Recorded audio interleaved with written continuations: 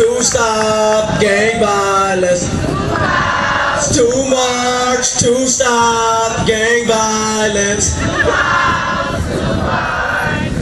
Last time, as loud as you can, real quick.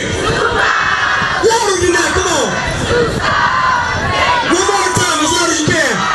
It's too much to stop.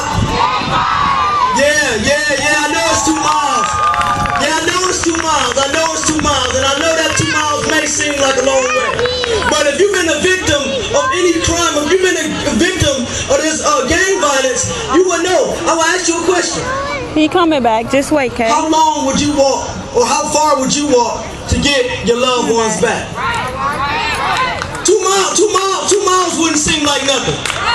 If you really care about your loved ones and you care about the ones that's standing right here in front of you, all these babies right here, if you really care about them, 2 miles shouldn't seem too far. Now, for those of you who are not driving, who are not walking, you may have the opportunity to drive. We are begging of you to buy one of these, which is $1, and you can drive in the curb lane of the down Detroit, in the curb lane, put your hazards on, and wave these white flags. If you are not walking, but that don't mean we want everybody driving in our cars, because we want to be let known that we're willing to march, we're willing to walk through these hoods, and to let them know that we care about our youth and we care about our future. So, Ryan. This is a family. This is a close family friend, relative to me. He goes by the name of Dan Brown. I'll let him come up first and introduce himself and what he is, and who he is, and what he does. Dan Brown. Let's give it up for Dan Brown. How y'all doing? First of all, I'd like to say I did 19 years in prison for a murder I didn't commit. I got out, I had to, reacquaint myself with society.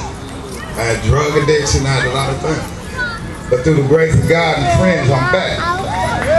Now, this is what I want to say to you, though, because we do want to take our community back. But it's important that everybody that's out here try to listen. If you're young, remember the words that these speakers are speaking to you, just like you do to a rap song. Take the time to think about what's being said today. Go home and meditate on it, let it ruminate a little bit, let it boil in your mind.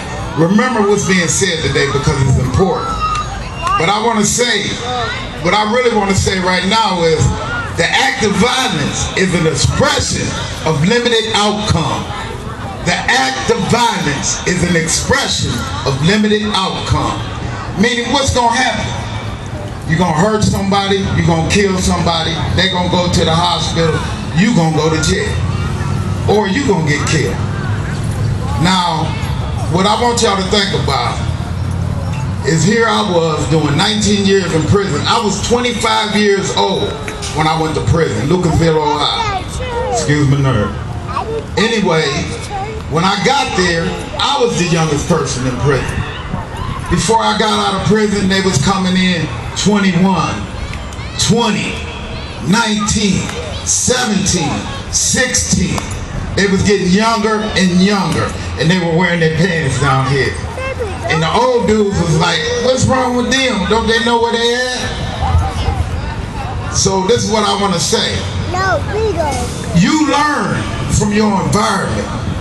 When you're born a blank slate. Somebody got to put that stuff in your mind that you got in your mind. You learn it in your culture, in your environment.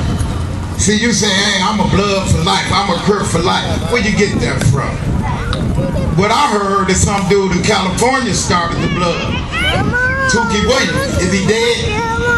Did he die on death row? Did he have a positive outcome? He had a negative outcome. Why do we want to imitate negative outcomes? What is the positive benefit of a negative outcome? Think about it. But now what we got to do is change the information that these young men are getting, that flows into their mind.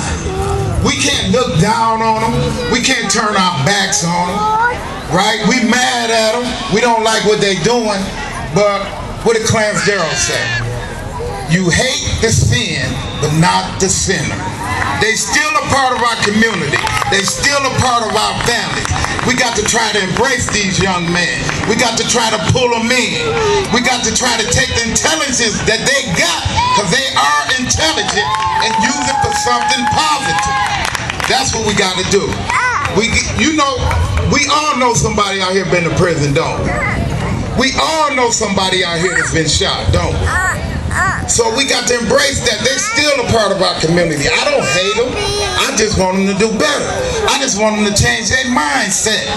In the 60s, when I was growing up, here's what was happening.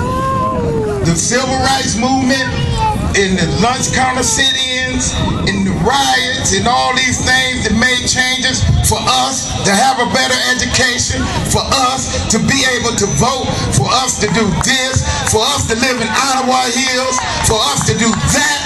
You know where it came from? The young people. The young people. And that's where the energy in the community should come from. We need those young people to change the direction of their lives so they can better improve our community, because new ideas are what we need. All ideas need to rest. That's part of the problem. That's part of the problem. The old heads don't want to let it go, and the new heads don't want to get on board. Come on, think about it.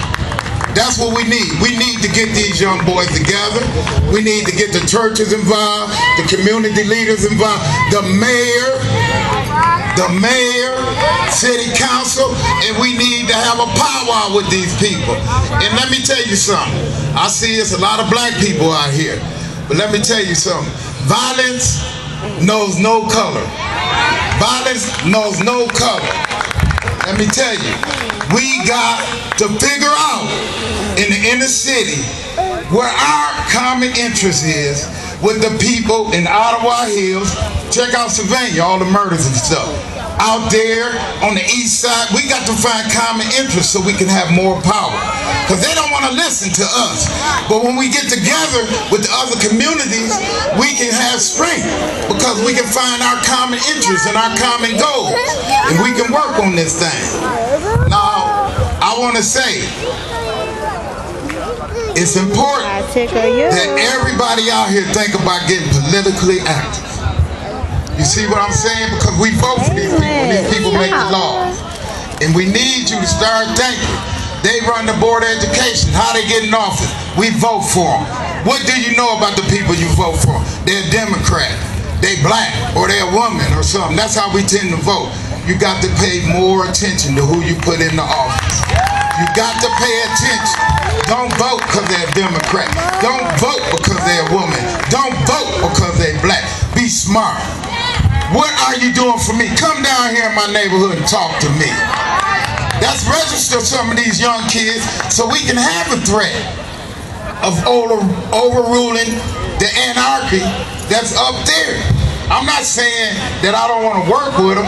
I'm saying they got to work with us, because they represent us.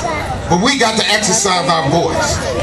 So the only way we can stop the violence is by intelligence, smartness,